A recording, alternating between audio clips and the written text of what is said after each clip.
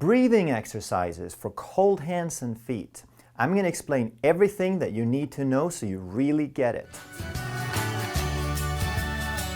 Hey, I'm Dr. Ekberg with Wellness for Life, and if you like to truly master health by understanding how the body really works, make sure that you subscribe and hit that notification bell so that you don't miss anything. So I recently did a video on cold hands and feet, and I explained some of the basics, but then I had several people ask me about that video. One in particular, Philion, who asked, so what, we have to do breathing exercises to improve circulation and warm our hands?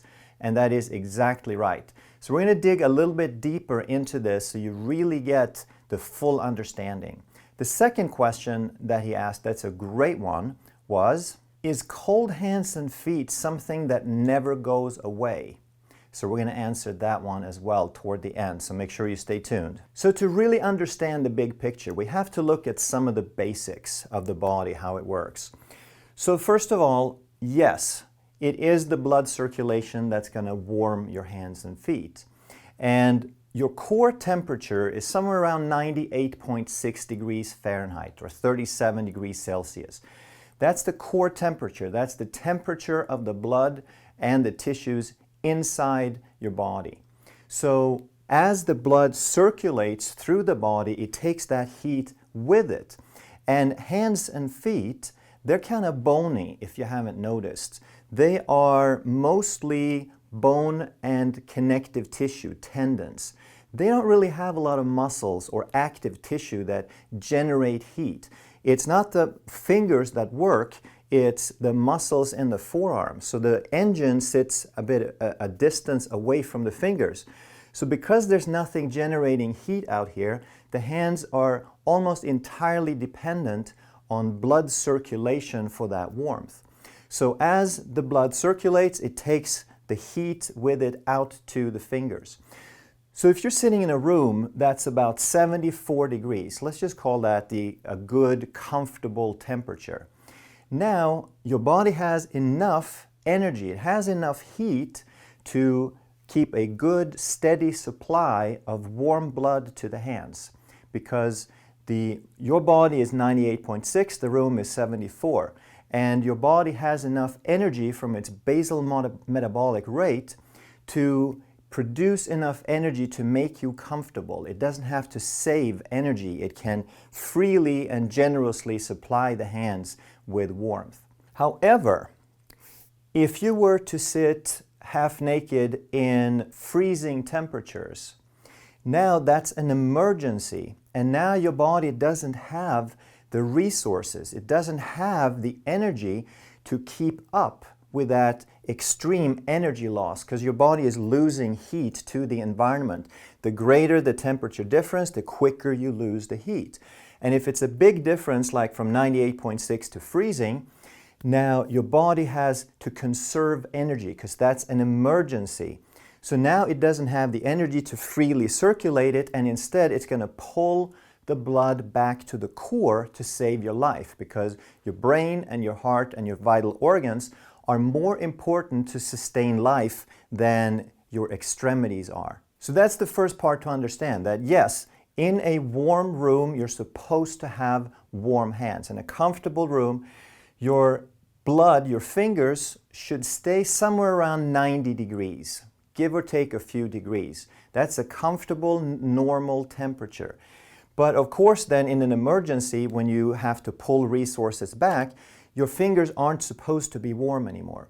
So whether you have warm or cold fingers, it does depend on the environment. But in a comfortable room, it's supposed to work. So now we have to look at what is it that determines how that blood circulates.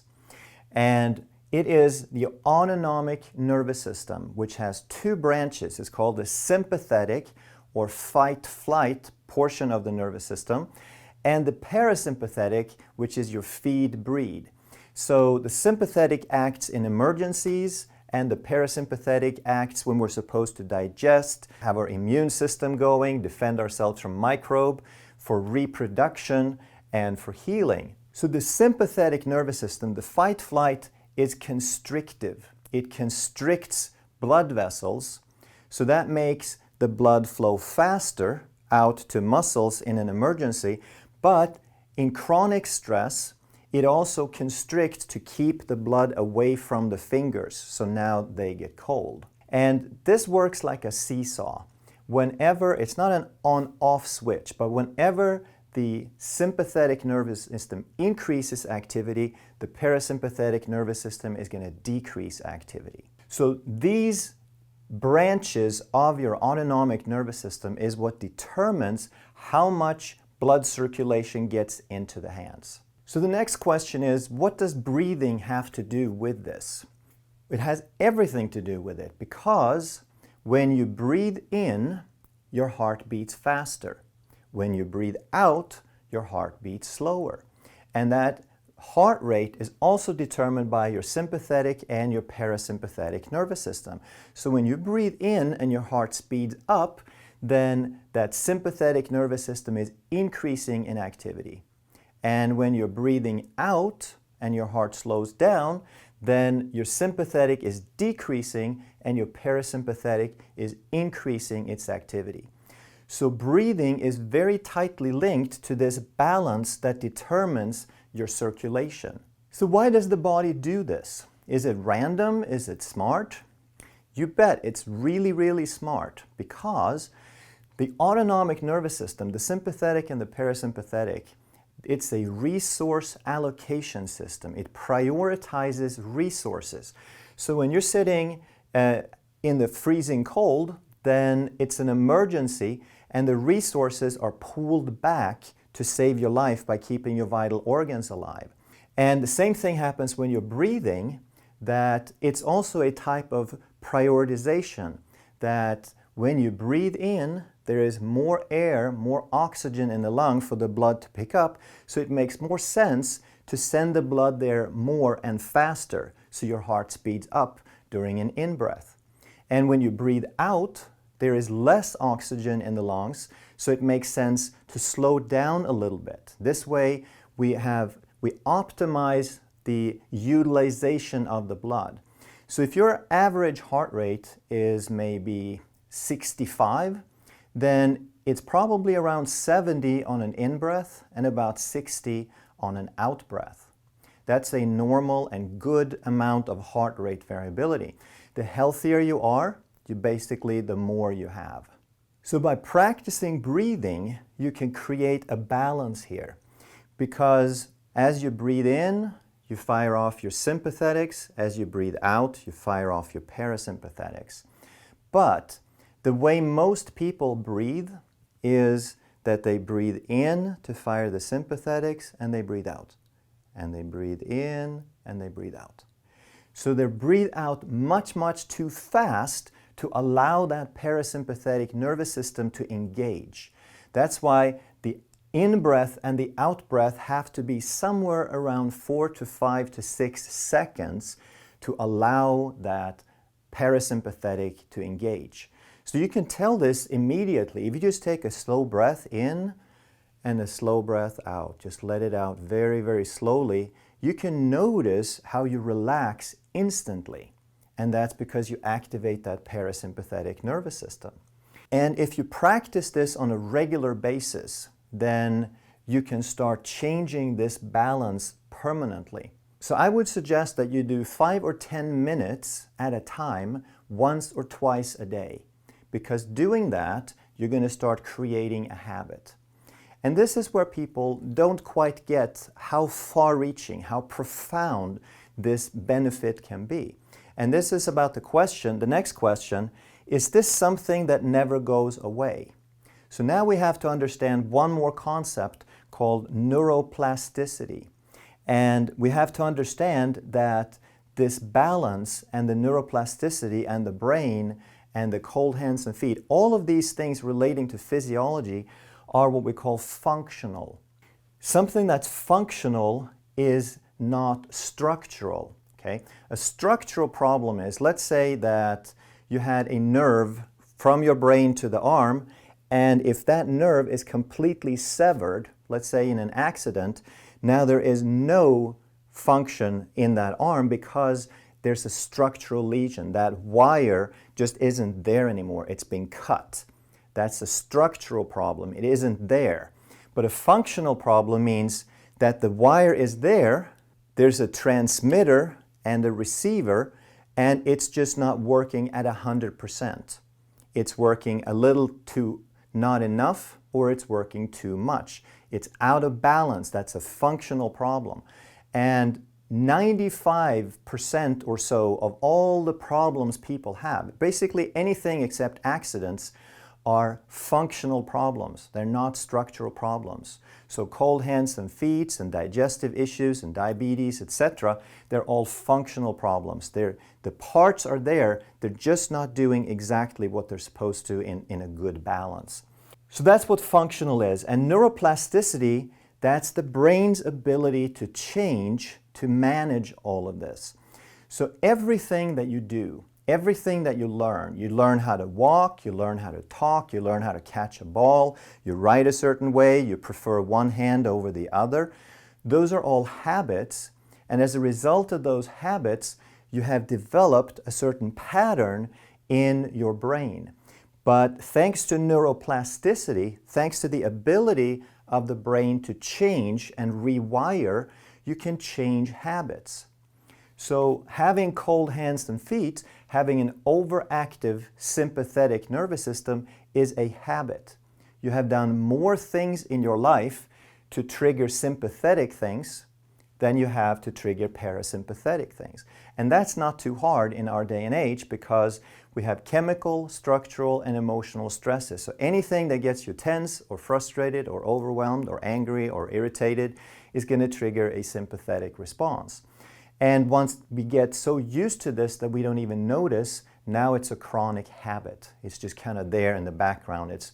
We think that's normal because we had so much of it for so long. But we can change this thanks to neuroplasticity. So here's how that works. The brain is like a muscle, and whatever parts you work out more, the stronger those parts are going to get. So if you were to you have two arms, if you were to work out one arm only, that one would grow bigger than the one you didn't work out. If you were to hurt your arm and put it in a cast, then after 2 months when the cast comes off, then that muscle is atrophied. The same principles work for the brain because the things that you use more grow stronger, the things you use less grow weaker. And in the case of the brain, it's not muscle work, obviously, but it's brain work, which means signals, receiving and transmitting. And that's what manages your sympathetic and your parasympathetic nervous system. So anytime that you fire off more sympathetic, you make that part stronger. Anytime you fire off more parasympathetic, you make that stronger. So now, if we start breathing on a regular basis, if we breathe in for 5 seconds, we fire sympathetics. We breathe out for 5 seconds, we fire parasympathetics. We're bringing them back into balance. We're paying attention. We create a conscious pattern to balance these things. So if you do this once, then it's like taking one piano lesson. You're not going to be a concert pianist. It's like practicing writing with your non-favorite hand once. You're not going to get very good at it. You're not going to create a habit. But if you do it once or twice a day for weeks and months, and you keep this up for 6, 9, 12 months, now you are slowly rewiring, you're slowly changing the habits. And thanks to neuroplasticity, there's really no limit to this. Your brain is only there to process your lifestyle. So if you change your lifestyle, your brain will change to accommodate the new lifestyle. That's the beauty of this. How long is it going to take? No one knows. Some people might have just a little bit of sympathetic dominance to chip away at. They might have tremendous results in a couple of weeks. Other people might be so stuck, so to speak, have such a strong dominance and have an inflexible nervous system that they might have to go 3 to 6 months to even notice a change. And this is where it gets frustrating because we have this quick mindset, we have this instant gratification. give me a pill and change something. But it doesn't work like that with functional issues. It doesn't work like that with physiology. Sure, you may be able to create some change immediately during the time that you're breathing, but it might take months to create a new habit, a new pattern in your nervous system. I couldn't tell you how long it would take, but I can tell you that it would be worth it. No matter how long it takes, if it takes a year before you start noticing tremendous changes, then wasn't it worth that year? A few minutes of feeling relaxed every day to get a completely different health picture. Okay? I would say that's worth it. How long does it last? Again, we have to understand neuroplasticity. It's in constant motion. It's constantly changing. It's never sitting still. It's always processing your lifestyle. So it's going to last as long as you keep this in balance. If you breathe for a while, you get great changes, you relax, you practice meditation, you do all these different things to balance out your autonomic nervous system and your relaxation state. But you still live in a stressful world, you still have a stressful job, you still have traffic, you still watch the news, you still have noise and chaos around you. Well, then it's going to last as long as you do these exercises. But if you find a lifestyle that sort of balances itself, then you may not have to do as much in the long run. But once you get to doing it, you'll probably notice that it feels so good that you don't want to stop. And the last thing I want to say about this is the most important of all. And this is, the parasympathetic nervous system doesn't just handle vasodilation. So getting warm hands and feet is not the primary benefit. Your parasympathetic regulates and controls your digestion, your immune system, your reproduction, and your healing. So are these things that you see a lot of problems with? Do people have digestive problems? Do people get a lot of heartburn? Do you see a lot of ads for antacids and proton blockers?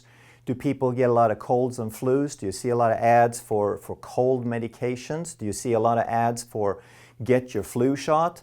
You betcha. Reproductive issues. And now we're not just talking the ability to reproduce, but fertility, we're talking libido, we're talking erectile dysfunction. So again, these are huge, huge, huge issues because people are not doing so well. Their stress is shutting down their parasympathetic nervous system, and we're operating on a fraction of our healing capacity. So the temperature of your hands is just the tip of the iceberg, so to speak, because the true benefits lies in the fact that once you work on this and get good at it and you change your neuroplasticity and you get a better balance, a better homeostasis, it starts affecting all kinds of things. If we don't understand the bigger picture, we don't see how far-reaching it is, then we may not stick with it. So thank you so much for watching. Share this video with as many people as you can because this is life-saving stuff. And if you have any comments or questions for future videos or this one, please let me know. I'll do my very best to address those as well. Thanks for watching.